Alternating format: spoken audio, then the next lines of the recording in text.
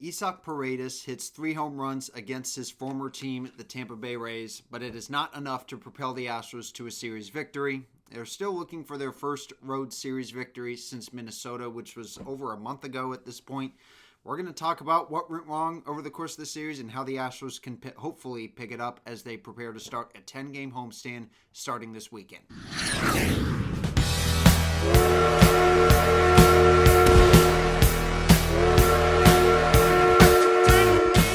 Aspects, man, this was a very, very tough series to lose. One that we had no business in losing because, over the course of this series, there were a lot of things that we did wrong. And, it's something, things that have plagued us for most of the season that we have yet to get right. Everything from runners constantly stealing on us and everything like that. The bullpen blowing games late when they've been consistent for most of the season. But we're going to talk all about it. First things first, let's dive right into a couple of injury updates, starting with Yordan Alvarez. Unfortunately, as of this time, we don't have any official information on him and whether we'll see him this weekend, let alone this rest of this homestand.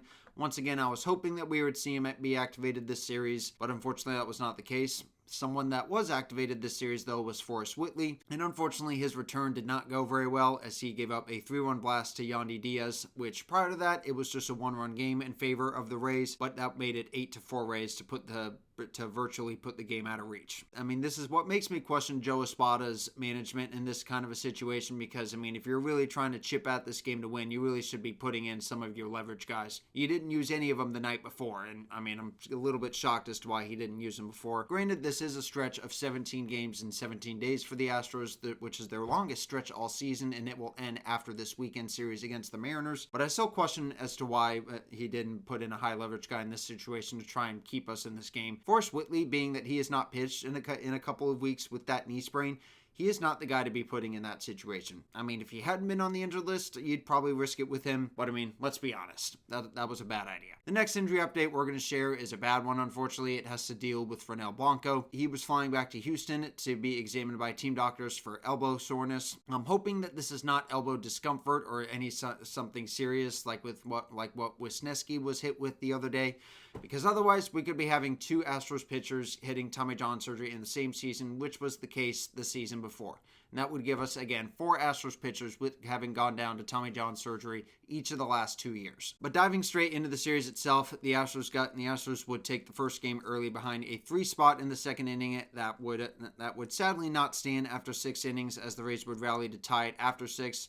But it wouldn't stay tied for long as Jake Meyers would hit the go-ahead home run, and eventually it proved to be the game winner as Brian King, Brian Abreu, and Josh Hader would combine for 3 2/3 scoreless innings to secure the victory, highlighted again by a 3 spot which started with a home run by Victor Caratini. The ball carries out quite well to right field, which was where both his home run and Meyers' home run were hit.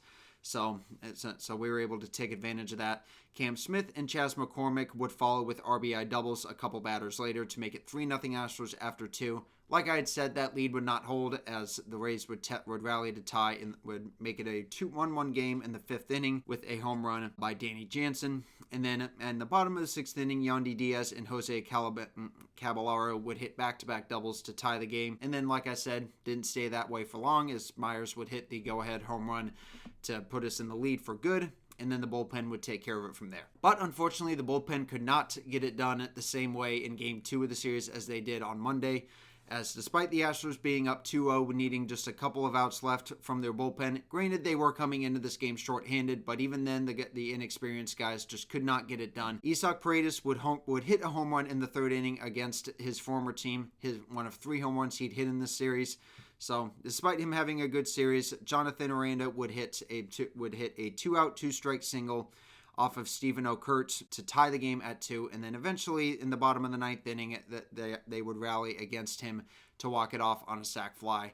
So, a rather unfortunate game, a pretty tough loss. This was a game that, again, we just did not have any business losing, and if our high leverage reliever guys would have been available in this game, which they weren't, then we probably would have won this game, or at the very least, maybe would have sent it to Manfred innings. But who knows how that would have gone because, again, we don't really play well in Manfred innings, even with the extra runner. But in Game 3, a game that you would think that Hunter Brown would be dominating the Rays and leading us to a series victory, unfortunately, that was not the case, as despite Isaac Paredes giving him a 2-0 lead single-handedly on a home run, his second home run in this series, one of 2 home runs he'd hit today, the Rays would rally against Hunter Brown, who threw 30 pitches in the bottom of the first inning. He did lock in to an extent, but overall, I think this was another outing he would rather forget. He ended up giving up 3 home runs over the course of this game, and this was a minor league stadium to an extent, I guess, because, I guess that's just the way it is. But, for the most part, this was a rather tough outing for Hunter Brown, and the Astros would chip away with hitting a pair of home runs in the 8th inning, one by Mauricio Dubon, who had committed 2 errors in this game that eventually led to those 2 runs in the first inning.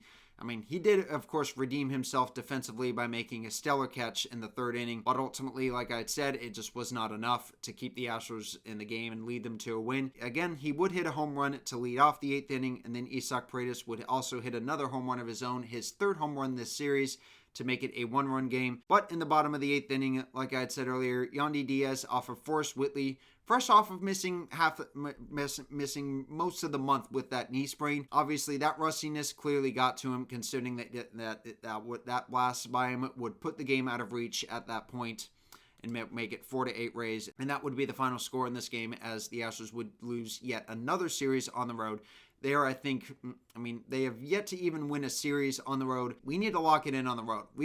Overall, I'd say it's a par for the course for this team. We're not far off of that. We've been playing very well at home, and we're just playing bad on the road. But another thing that has been a huge issue for us this year is throwing out base runners. The Astros, ever since 2023, have allowed the most stolen bases in the league. What are we doing? Is it our pitchers' fault for not increasing their delivery speed to the plate on their pitches with runners on base?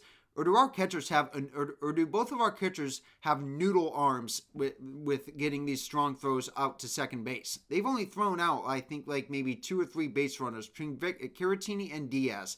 Have only thrown at least maybe, I don't even know how many runners they've thrown out at this point. I want to say probably only 2 or 3 at that, at most, this entire season. That's terrible, especially if you look back at our past when we had this guy, Robinson Chirinos, who is probably our best defensive catcher at throwing out base runners in the league. How come Diaz is not like this? What can he fit? Is it his fault or is it the pitcher's fault? I don't know. But that is, again, something that we need to be fixing going into this homestand, is keeping runners either on base or just at least upping up our intensity of being able to throw them out if and when they do steal on us. But between upping your delivery speed to the plate, the strong arm, and of course also having an accurate arm, because, there's probably 2 aspects to that too. We need to hopefully get that fixed.